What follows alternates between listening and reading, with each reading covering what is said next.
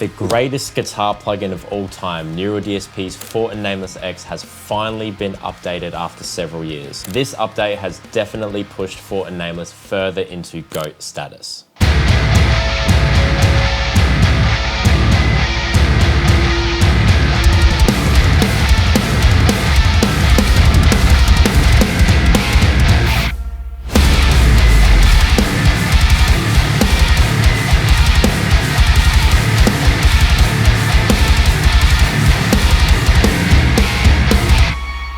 I've already mentioned most of the new features about this plugin, like the transpose knob, doubler, the fact that you can have room send in the microphones on the cab section, brand new EQ, brand new post effect section with delay and reverb. All these things are completely new, but I think the most overlooked feature of this new update is the fact that if I click the top right at this Fortin logo, the amp turns blacked out and it looks super awesome. That might be my favorite part of the whole plugin.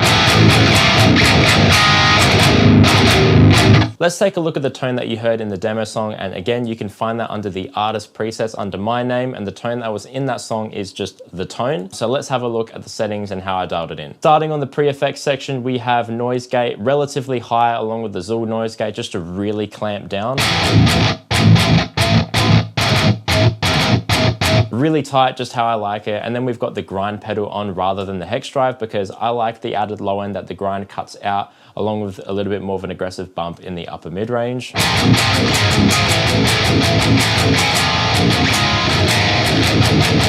Going onto the amp, we have the master volume control pulled out for an additional gain stage. So if you click this little pull gain thing down here, when it's out or when the knob is bigger, it has an additional stage of gain, which I really like. And we have the presence at about 3, bass at about 5.5, mids at 4, treble just above 4. That might seem pretty dark, but the reality is that this amp, along with this cab in the plugin, is really, really bright. Especially when you know you've got a 7-string with relatively light strings, you're playing through bare knuckle juggernauts, like things can get pretty ice picky if you're not careful.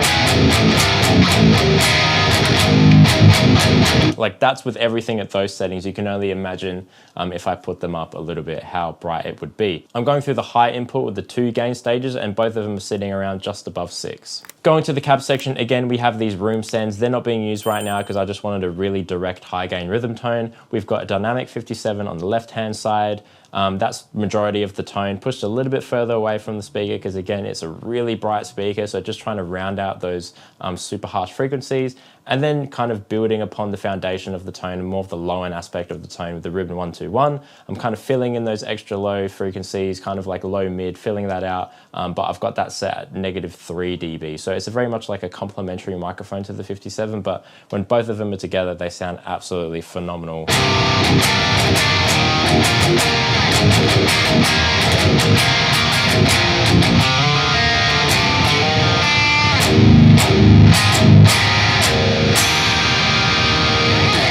I literally pulled this guitar out of its case like 5 minutes ago and it was on tour for 3 days and moving it around in like 5 different airplanes and it's still perfectly in tune. So thanks Evertune. Next up we have the EQ, which again was not featured in the previous iteration of the plugin. So it's really handy to have. We can cut out all of the low frequencies like just around 45, 50 Hertz. Cut out all the harsh upper frequencies above 12.5K that you typically just cut out anyway if you were doing this in a mix. And it gives us a little bit more control to kind of get a little bit more clarity out of the tone. So the ways that we're doing that are by taking around 250 Hertz down about like 1.5 dB, along with 500 Hertz down about half a dB. This is kind of like that boxy, low mid, kind of muddy sound, especially with low tuned 7-string guitars. It can get pretty boxy down there. So taking out that just slightly does declutter the tone a little bit and kind of gives you back a little bit more clarity. But in doing so, it makes those harsher frequencies in the upper mid range and high end really pronounce themselves. And it's already pronounced with this amp because it's a really high endy amp. So kind of attenuating them by taking down 2K at half a dB and then taking out 4K by 1 dB. And then bringing back some, I guess what's the word, like airy top end, just at 8K at half a dB. So it's still really bright, right? But again, you can only imagine if I kind of turned the knobs up on the amp on the high end presence and left the things the way that they were in the EQ, how much brighter it would be. This is kind of like the perfect middle ground.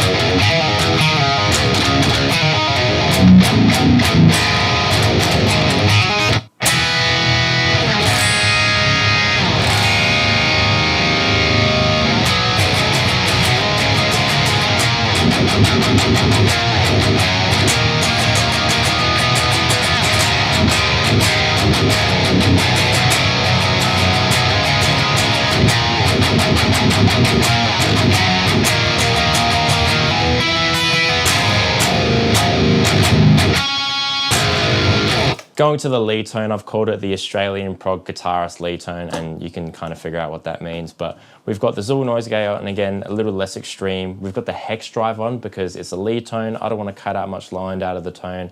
I still want it to be nice and kind of thick.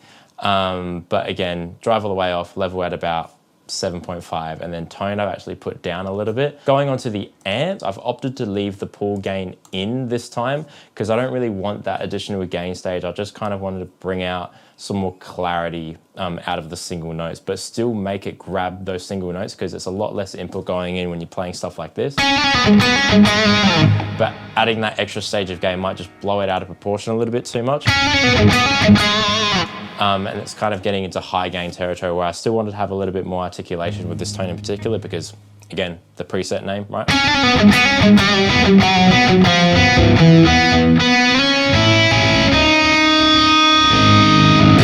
Presence at about 2, bass at about 7.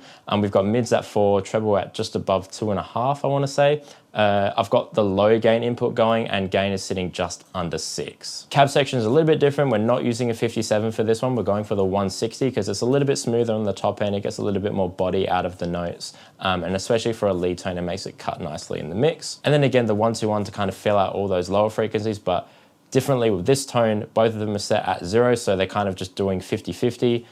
Both of them are doing the exact amount of work. I didn't even bother doing any EQ on this tone. I wanted it to sound super transparent and true to the original tone. I didn't want to kind of process it too much. Again, given the preset name, you know, I want it to be super light, super playful.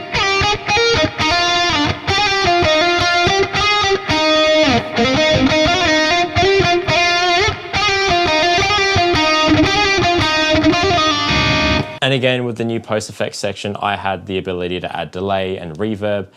Just a little bit of delay, just a little bit of reverb, but it works really well with this tone. And again, this was not a feature in the previous iteration of the plugin, so you now have the ability to make lead tones and weird, wacky, fuzzed out reverb tones and all that stuff.